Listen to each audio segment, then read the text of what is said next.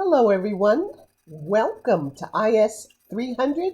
This week we're talking about edge computing in IoT. Our keywords for this week: edge devices, edge computing, decentralized enterprise data processing, which is what edge computing is all about, edge analytics and edge analytics platforms, and fog computing. We start with analytics. Analytics is the science of analyzing raw data in order to make conclusions and make decisions. You may have heard of data warehouses, data marts, decision support, business intelligence. All of that is possible because we are collecting data, and that data then from that data, we can derive our analytics. There are 4 types of analytics. They are listed here. Descriptive analytics, which describes or identifies events that have occurred in an IoT application. Diagnostic analytics, which explains the reasons, the root causes for the occurrence of a given event, diagnostics. Predictive analytics looks at forecasting and identifying patterns, trends, and things like that for purposes of predicting future outcomes. Prescriptive analytics then provides solutions. If you have a prescription, usually it is medication that will fix a medical problem. In this case, solutions on how to alleviate problems or how to repeat events that are desirable. So we have descriptive analytics, diagnostic analytics, predictive analytics, and prescriptive analytics. All of those analytics are possible because we have data that is already available. Why not take that data and use it for purposes of making decisions for analytics?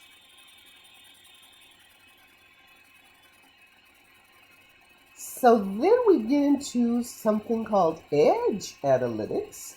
And edge analytics are simply the ability to harness the computing power that's already embedded in the edge devices themselves, in IoT devices. There is data that's already being generated by the nature of the device. Data is inherent in those devices. They're smart devices at the edge, hence the name, at the edge of the IoT network. Gateways, network switches, and servers, those types of devices, usually referred to as infrastructure devices, are possible. You can capture data from those devices, and you can use that data for the purposes of analytics. The IoT architecture is 3-tiered. The first tier is the cloud tier, which is the root of the architecture. The cloud is connected to a server, although in this diagram you don't see a server. But the cloud, at the root of that cloud, there is a server, one or more servers, multiple servers usually. There is a gateway in the middle tier. The gateway is one of those edge devices from which we can collect data. And then at the bottom, you have sensors and actuators in all kinds of devices. Water power can be determined by those devices. The weather, emergency management, thermostats, all kinds of data is possible because there are sensors and actuators that are installed in those devices that is transmitting that data. Why not use that data to determine performance, diagnostics, prescriptions, and predictions, and things of that nature?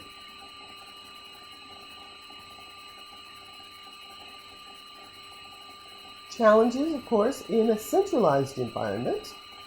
Intermittent connections. If you are relying upon data to generate analytics for you, an intermittent connection can cause you to lose some of that valuable data and give you information that is skewed. Bandwidth. If you're wireless connectivity, if you're using wireless transmission, in which most cases you will be, then the wireless connectivity gives only a certain amount of bandwidth and maybe not the necessary bandwidth for all of the volumes of data that are generated by these edge computing devices. Delayed actions or non-actions, as it's described in the book. In some cases, a delayed action, if you're talking about, for example, they use a car that's driven, automatically driven car. Delayed actions in a situation like that can be catastrophic.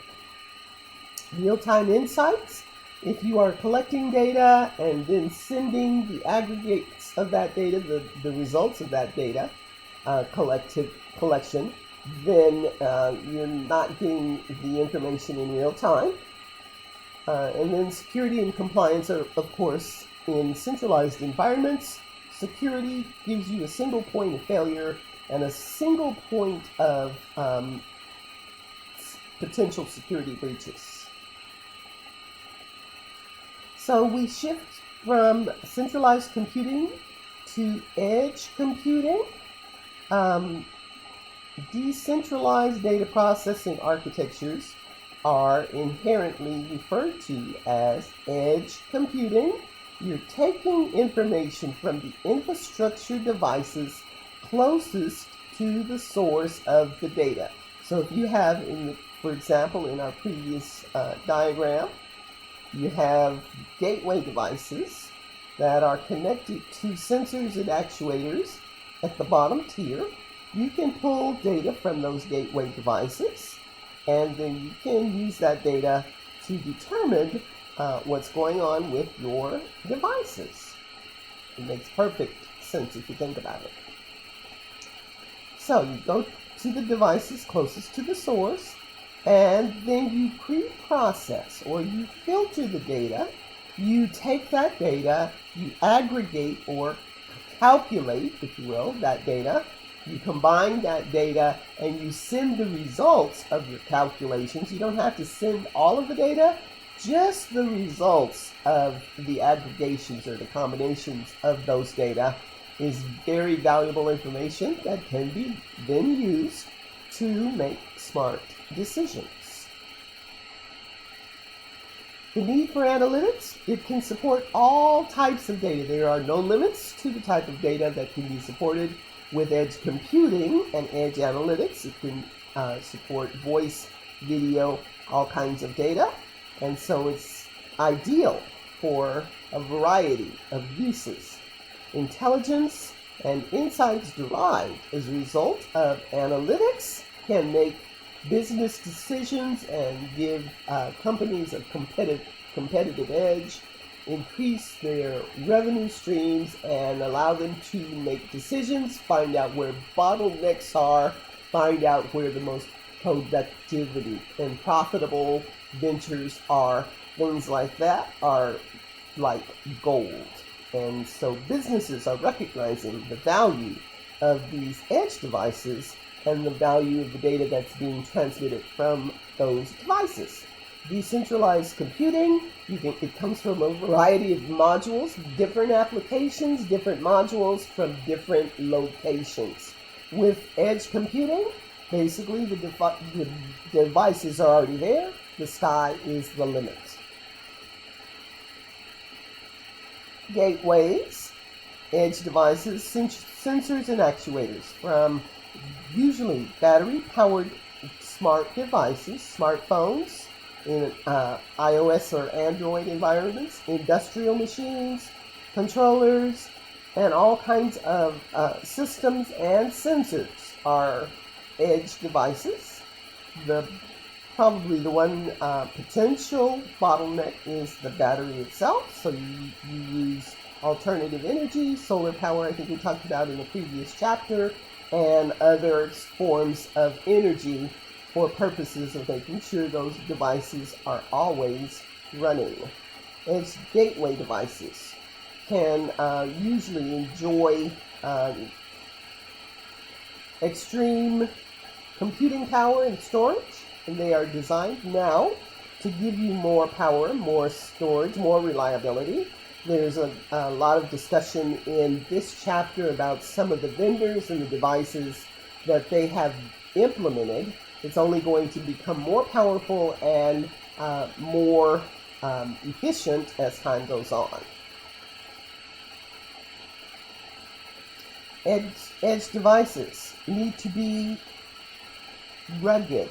They have to support environmental operations. They have to be able to sustain in high temperatures or extreme cold temperatures, like what we see in some of the areas and some of the disasters that are occurring even as we speak. There's a growing volume of data, and that data can be then turned into intelligence. It makes perfect sense if you think about it. So from a design standpoint, you have to build security in, encryption, and authentication. Those types of things are important, as is patch management and fault tolerance, also important. Configurability from remotely, platform independence, so that this data can be pulled from any type of device, whether it be a Windows device, a Macintosh device, an Android device, Google device, any device. And it needs to be scalable. It needs to grow as the requirements dictate. Consistency between the cloud and the edge, so that the data can be shared and the analytics can be available. Microsoft, one of the first. Usually Microsoft is very leading edge in terms of new technologies, and they have developed Microsoft Azure is their IoT edge platform. It allows for devices to connect to Microsoft Azure and then pull information from those devices from private or public clouds. Does all the necessary plumbing, authentication, communication, and all of that built in to the Microsoft Azure platform. Edge versus fog. Edge computing is concerned about moving the data from the devices rather, and intelligence that is closest to where the source of the device, closest to where the data is being generated.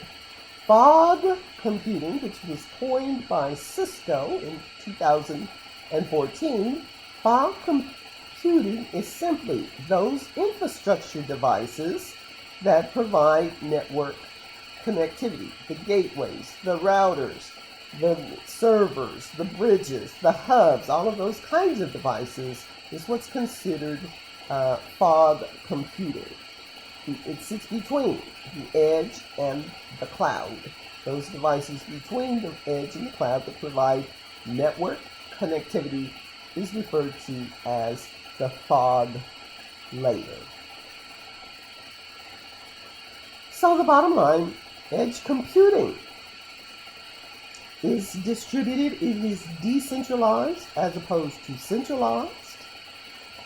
It replicates some of the functions of the cloud, but it does not replace the cloud. It is a complement to cloud computing. Edge computing is the key to leveraging all of the potential of the Internet of Things, because you can collect the data from those smart devices and analyze that data to make smart business decisions. This has been the discussion of Chapter 3, Edge Computing in IoT.